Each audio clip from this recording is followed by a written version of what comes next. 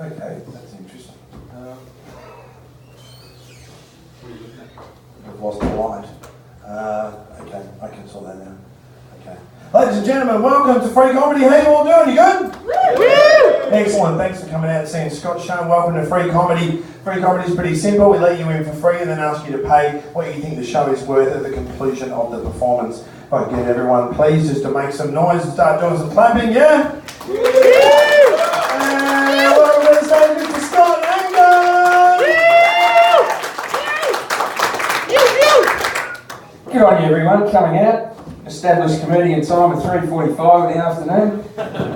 Bloody good on you. We'll have you all home in bed by 7, won't we? No, not together. But take it over to the person next to you if you can. Well done, good on you. Guys, just before I do kick off, I'd like to acknowledge Kieran Butler here. Kieran's the guy who's brought free comedy to the Highlander bar as part of the Melbourne International Comedy Festival. Now, part of that role involved Kieran being here for 4 weeks solid and literally not leaving this room, okay, for 4 weeks, okay? So if anyone's got cabin fever, it's bloody Kieran over here. So don't sit next to him, he's likely to gnaw your arm off. Can we give him a clap? Yeah! Well done. So guys, I'm from Ballarat, you know, and you can tell I'm very proud of my beard. Been growing this beard. You know when you come down to Melbourne, you think you're just above every trend that's going on in Melbourne, so I think my fucking beard's tracking okay. And then I turn up and have a look at the bloody gentleman in Melbourne. For fuck's sake! What outstanding beards do they have? Ladies and gentlemen, you know, I've got the bloke at the back covered because he's quite obviously a duck, isn't he? So he's got a bit of work to do. So ladies and gents, we're going to spend about half an hour together and I'm going to teach, so I'm going to tell you what's going to happen. I've done a little bit of an intro, that's what we've done so far. Are we all okay?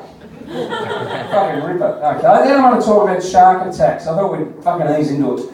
You know, have a bit of a yarn about shark attacks. We're going to talk about racism, shit kids' names, gym music, a little bit of acting on Sandy Hook Primary School, which I haven't done before. Ooh, who said that? Sorry, Stu, yeah, it is a bit it's contentious, isn't it? Okay, and then I'm going to fleece money off you, which is the last thing, okay? Alright. So guys, I'm going to kick off, we're going to talk about shark attacks. So guys, I've had a fascination with sharks and shark attacks ever since Jaws scared the shit out of me as a young bloke. There's a couple of things I really don't get the way shark attacks are reported in Australia. And that's this. You know when some unlucky sod gets taken by a shark, the next day out come these bloody statisticians with their statistics talking about the unlikelihood of that event taking place just to make the rest of us feel fucking better. You know? And here's one I heard many years ago. It said, you are 10 times more likely to be struck by lightning than attacked by a shark. Now I've got one problem with that. What if I don't go in the ocean? Now I'm no fucking maths expert. I did maths in society at high school. But I would think by choosing not to enter the ocean, you'd be reducing the likelihood of being taken by a shark significantly. Like I can't remember the last time I was down the local pub, sitting at the bar, got my legs hanging over a bar stool. Yes, I know I'm short.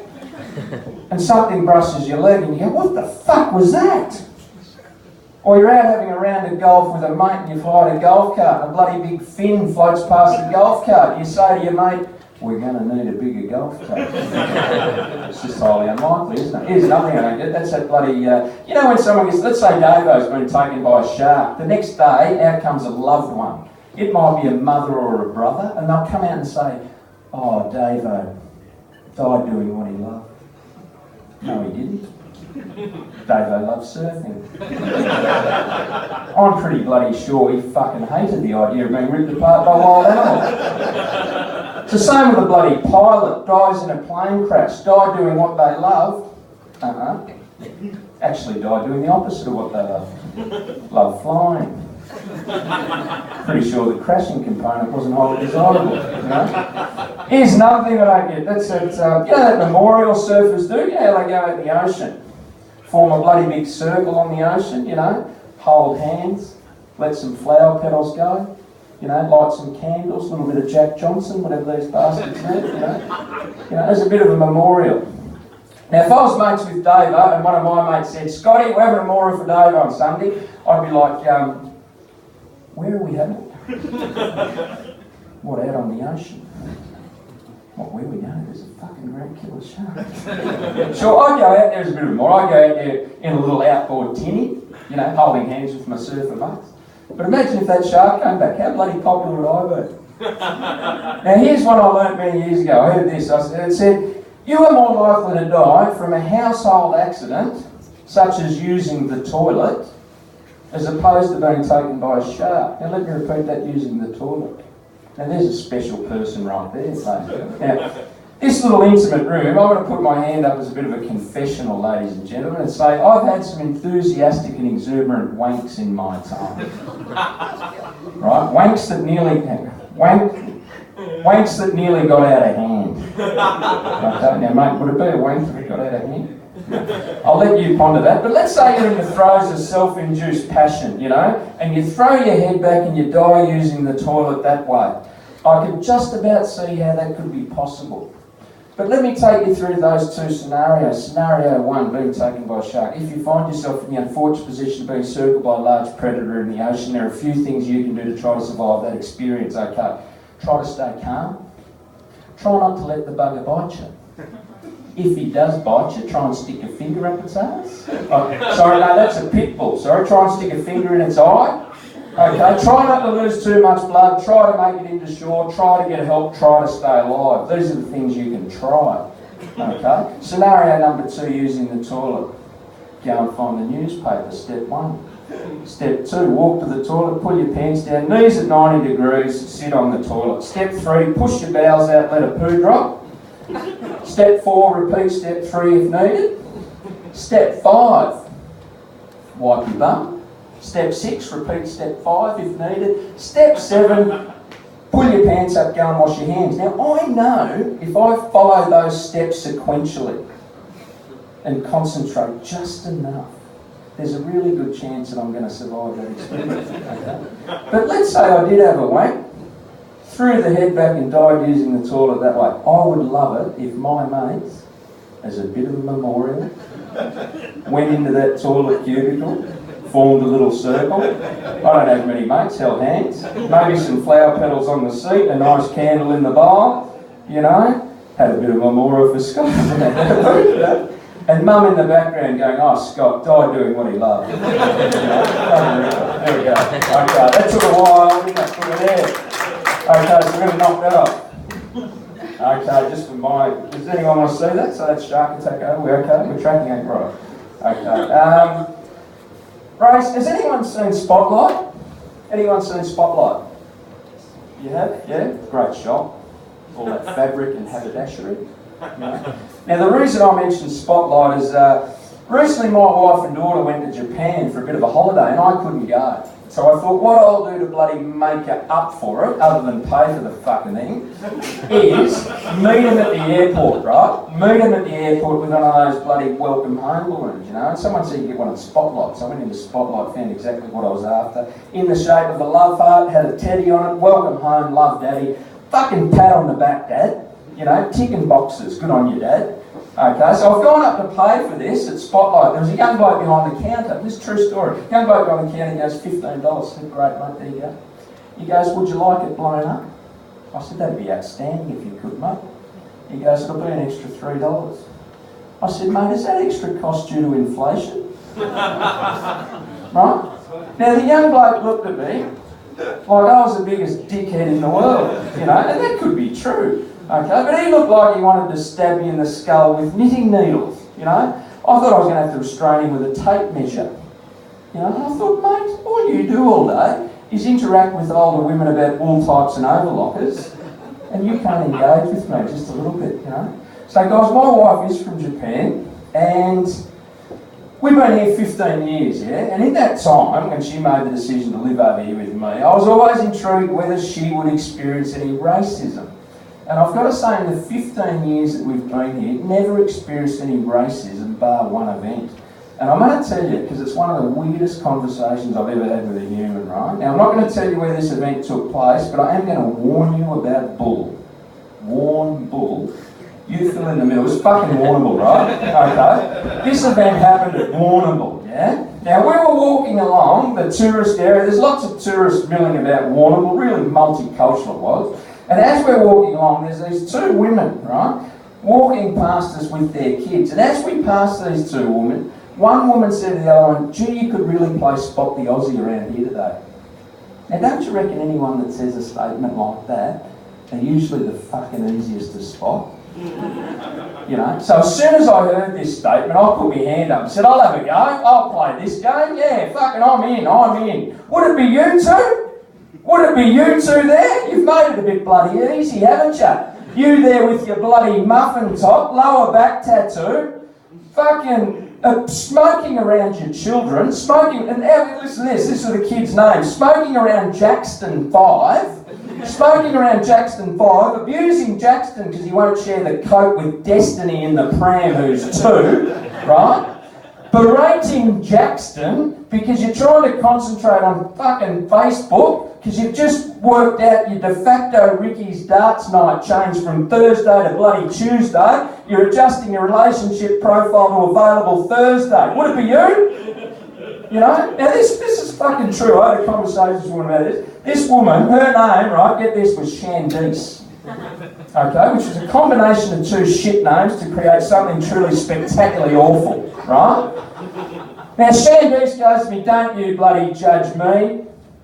I'd do anything for my kids." I said, "Well, Shandice, that's not actually true, is it? Insofar as providing clean air, any form of essential nutrients, or any form of moral guidance to guidance humans, you know?"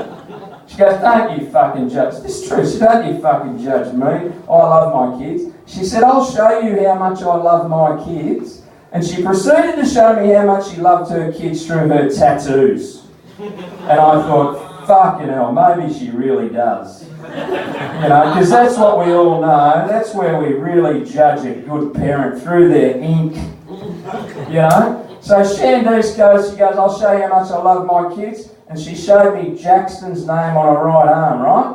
Now, as I'm reading Jackson's name, it was spelled Jaxt4EN. It had a 4 in it. And I go, "Shandice, what's that about? Jackson's name's got a 4 in it."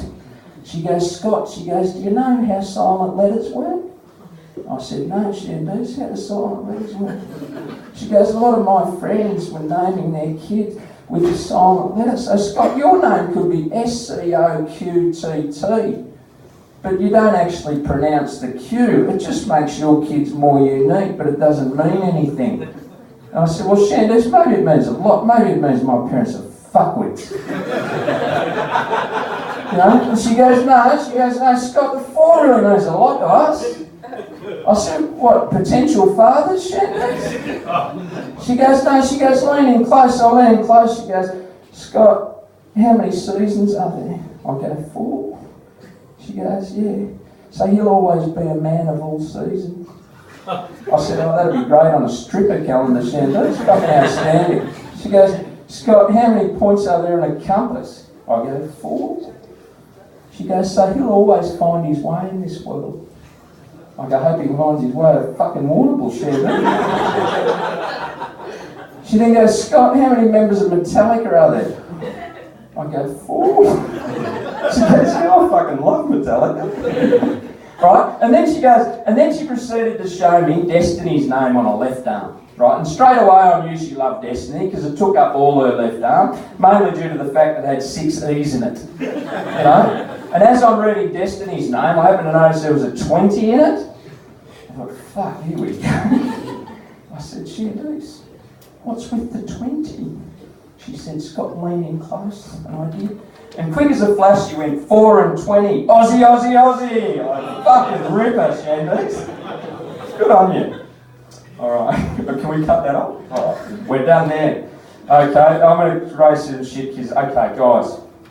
Recently I've been exposed to something that I think no one should be exposed to, and that's fucking gym music. You with me on that? So I've recently joined one of those 24-hour gyms, and I reckon if I put in the search engine creepy and rapey, the playlist at my gym would come up. And one thing I've noticed is middle-aged men, even when they're not exercising, are still grunting. And I put it down to the music. They're like meerkats. They hear these lyrics and their bloody heads pop up. Did you hear that? Did you hear that? No wonder they have to wear lycra. I reckon the lycra's job is to try to contain the sperm that might spontaneously combust out of them at any moment. You know? The lycra is doing a job their scrotum has been unable to do. No wonder you have to bring a bloody towel to the gym. I know what that's about. Wipe down the equipment after use. So I thought, I don't have to put up with that shit. So I rang Crime Stoppers. I spoke to a bloke. He said, what do you want to report? I said, I want to report the fucking music at my gym. I thought he was going to hang up on me. Well, he did hang up on me when I suggested, mate, I could make your job a hell of a lot bloody easier. I said, mate, anyone that gets a top 10 hit nowadays should automatically be put on the sex offenders register. And I said, mate, I've started to compile a list for you. So, ladies and gents, I've got a bit of a list here. Before I read that list, are there any couples in the audience tonight? Just give me a show of hands if you're in a couple. Yeah? Oh, wow, you guys look so proud. That's outstanding. So, guys, with this, I'm about to do a little bit of, if you're going to have a little dalliance later on this evening, I'm about to do a little bit of the foreplay for you with these lyrics, okay? All right, because it's gold. Are there any single guys in the audience? Yeah. Put your hand up if you're a single guy, yeah? Okay, hang on. Here are the fucking towels. Wipe down the equipment after you hear this gold, okay? Alright? We're only visitors here, so just make sure you wipe down the equipment after you hear this gold, okay? Now, this first person I'd like to nominate, she goes by the name of Nicki Minaj. Any Nicki fans in the house? No, I didn't fucking think so.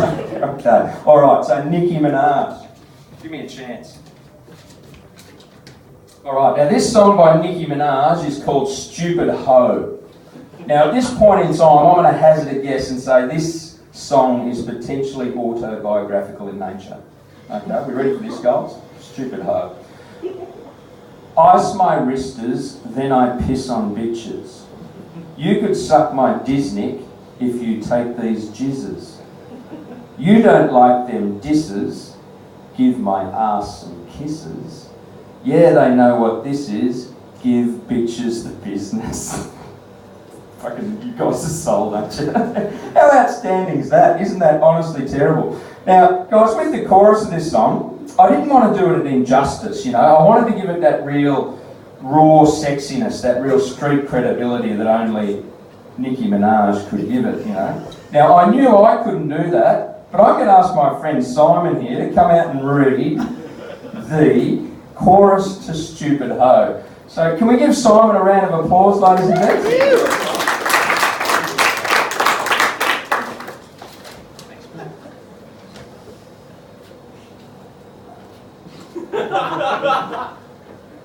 You a stupid hoe. You a stupid hoe.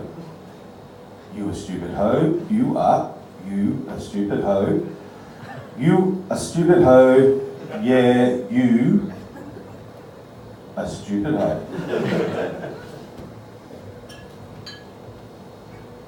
You a stupid hoe. You a stupid hoe. You a stupid hoe. You a stupid hoe. You a stupid hoe, you a stupid hoe. Yeah, you a stupid hoe. Oh, that's outstanding. Simon, really good. Simon, what was that third line there? I think that's really where it impacted me. You've forgotten it. Okay. Guys, the last person I'd like to nominate to go on the register is someone that famous he only goes by one name. And that's due to the fact that maybe the double name of Nogrot was already taken. And that goes to Kanye. Any Kanye fans in the house? Oh, fucking Stu. I'm sorry, Stu, if I offended you here with Kanye. He's a genius. He's a genius. Hey, Stu, did you hear Kanye has recently suggested he doesn't get enough credibility for how deep his lyrics really are? Do you know that? Exactly. He's a genius. Yeah, well, you know what my response to that is, Stu? Call the fucking spinal unit. Because I know what end of the pool Kanye's swimming in. And if he does happen to float down the deep end, grab hold of your Mrs. Kanye, because she'll keep you afloat, won't she? Now, Kanye, this song here is called Father Stretch My Hands, yeah? Now, you might be sitting there thinking, oh, this is a real bonding moment between father and son. Well, you'd be bloody wrong. Have a listen to this girl. Now, if I fuck this model, and she just bleached her arsehole, and I get bleach on my t-shirt, I'ma feel like an arsehole. It's fucking deep, isn't it, Stu? Is that what really fucking dragged you into him? Shakespeare had zero. Yeah, he did. That's exactly right. So I'm sure his dad's really proud, Stu. I suppose that's what we're saying, aren't we? Now have a listen. This one's called Wolves. I know it's corny bitches you wish you could unfollow. I know it's corny niggers you wish you could unswallow.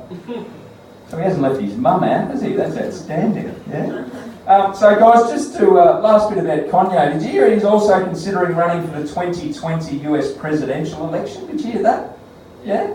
Now you might be sitting there snickering, you know. A number of years ago I'd be sitting there snickering too. But let's have a think about what's happened in US politics over the last number of years. You know, the US elected their first African American president, a momentous occasion in US racial relations. And they've also recently elected a narcissistic, misogynistic, chauvinistic fucking arsehole. So I say, Kanye, all the best in 2020, brother. You know? So guys, just to finish off, I'm going to do something here. We're going to do a little bit of acting, right? Now this is a little bit of a send out to Mr. Trump and his idea that maybe it'd be a good idea to arm teachers with guns. Yeah? Now I don't know how you agree with it, but I'm a teacher, you know, and I just don't think kids should be exposed to guns, you know, and I especially don't think teachers should be exposed to guns either. So I'm going to give this a little bit of a go, guys. I've never done this before in front of a crowd, so this could go fucking either two ways. All right, let's have a bit of a go. All right, where are we?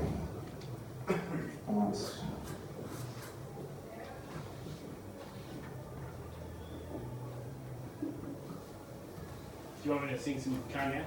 Yeah, go on. Oh, hang on, that's not going very loud. I've got some lyrics I can throw in. Have you?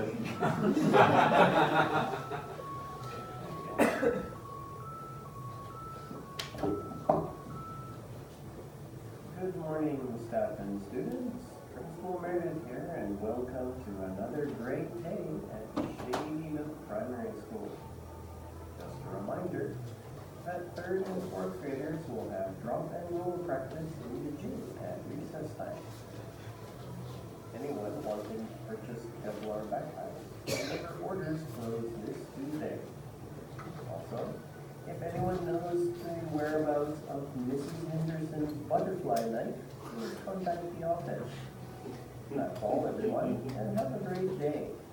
Remember the motto of Shady Nook: whatever doesn't kill us makes us stronger and live longer.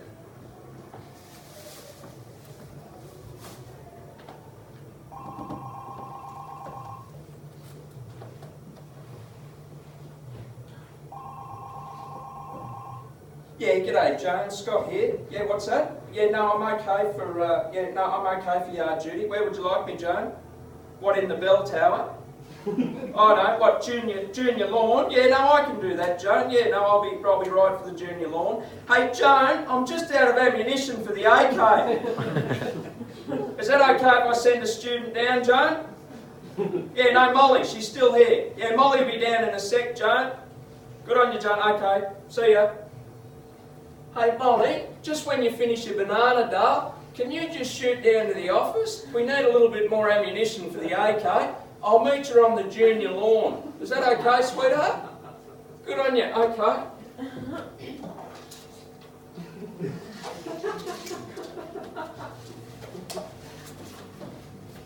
Hey, g'day, Matthew. Gee, you're playing down ball there very well. You're bloody getting better all the time, mate, aren't you? That's outstanding, Matthew. Keep practicing. Hello, Elsie. Hey, Elsie, you jump roping for heart there, darl. That's outstanding. Hey, Elsie, where's your little friend Evie? She hasn't been at school for a little while. What, homeschool? How come? Oh, Mum and Dad thought it'd be a little bit safer, did they? Oh, bloody darl, I'm really sorry to hear that. You were good friends, weren't you? You know? Bloody hippie parents. Don't they realise most shootings happen at home? Hey, Tim, hands and feet to yourself, mate. Come on. You know the rule at Shady Nook Primary School, don't you? You know, we all need personal space, mate, don't we? Hey, Billy, you just dropped that bit of paper, Billy. Come on, have some pride. What, you can't see it, Billy? Billy, come up here, mate. Billy, just have a look through the fucking side. You just fucking, that little bit of paper there, Billy, it's dropped out of your fucking hip. Oh, sorry, I couldn't say that at school. You dropped it out of your pocket there. There it is, Billy. Good boy. You've picked it up. That's outstanding, mate. Hey, Sebastian. Put the stick down, Sebastian. We've spoken about this, mate, haven't we? Hey, Mr. Meredith spoke about this at assembly. You might poke some... What are you playing? It's a gun. That stick's a gun. What are you playing, mate, Sebastian? What? Oh, you're playing cowboys and Indians? Sebastian, come here. Sebastian, you know we don't use that word at school. Indians. Okay, what did Mr. Meredith say at assembly? He gave us a few options, mate, didn't he? We could say cowboys and Islamic jihadists. That's fine. Cowboys and Islamic jihadists. That's really good. Now, mate, you're only in grade 2, but give me another one. Cowboys and Mexican drug cartels. Outstanding, mate. That's really good. Now, you're only in grade 2. I reckon you could give me another one. Give me what's that? Cowboys and... What's that?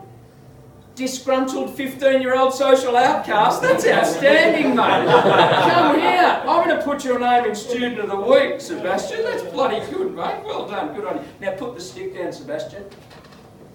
Sebastian, put the stick... Sebastian, I've spoken to you. Mate, we've already... Sebastian, lower... Put the fucking stick down, Sebastian! Now, if you want something to play with, go to the sports shed and get a tennis ball. Bloody hell.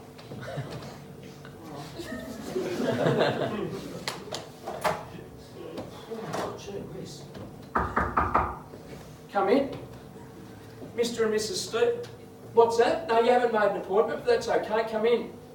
What's that? You want to talk about Brandon's report card? Take a seat. What's your issue? Yeah, he did get an E. He got an E in literacy. Come and sit. Do you know how the graded system works, Mr. and Mrs. Stevens? I'll give you a bit of a look, okay? All right. A here. See the A here, Mr. and Mrs. Stevens? That's really fertile ground, okay? That's where kids get it. That's where they flourish. They make the world more beautiful, okay? That's where kids... C, this is the middle ground, okay? This is middle ground. This is where, given the right conditions, the right nutrient encouragement, these kids can flourish, okay? Now, your son is down here at an E, okay? Now that ground, nothing grows there. Okay? Nothing grows there. It might be, you might get a few old weeds, it's where bloody noxious plants might grow. It's the site of an old dump, okay? There could be bodies buried there, okay? And this is where your son sits. What's that? It's not good enough. I think not good enough. What? I'm a what? I can see, Mr. and Mrs. Stevens, this issue is bloody hereditary, isn't it? What's that? Hey, Mr. Stevens, I'm a what? Hey, Mr. Stevens, this conversation's finished, isn't it, Mr. Stevens? Shut the door on your way out! Fucking hell. Jesus Christ. What's that, Dale? Yeah, no, I'm bloody going to be here late. I've got report writing tonight. No, I'll be home really late. Oh, no, I've just had one of those days. Bloody parents and kids. Yeah, no, it's been... I'll see you later. Sorry, I'll see you. Fucking hell. Oh, this fucking job. This fucking job. Yes.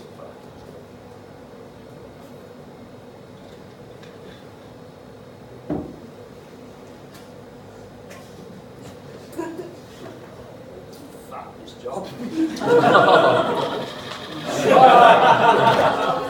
Righto, ladies and gentlemen. Let's give it up. I don't teach this crowd game. Now, this is a bit where I fleece some cash off you, right?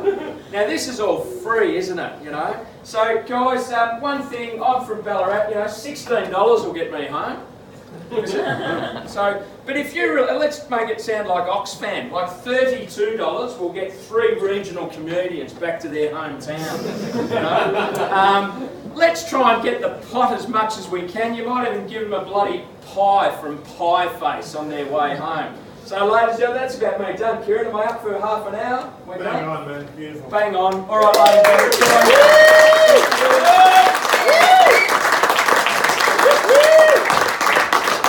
Done, guys. Make some noise for Scott. He'll be over the floor. Take the gun. Go on, go and get the gun out in the bucket. It's not a prop, is it? No, you snuck that in. There you go. No, the bucket's at the door. That's another bucket. That's for all other people. That's what other people You're shoot. saying I won't need 2 buckets? Yeah, you won't need 2 buckets. Nobody never does. So please give generously on the way out. We can't get everyone to head downstairs so we can set up for the next show. Karen Storai will be here for her show at 4:30. If you want to come back and check that out, we'd love you to do so. Please give it up one more time to Scott Angove.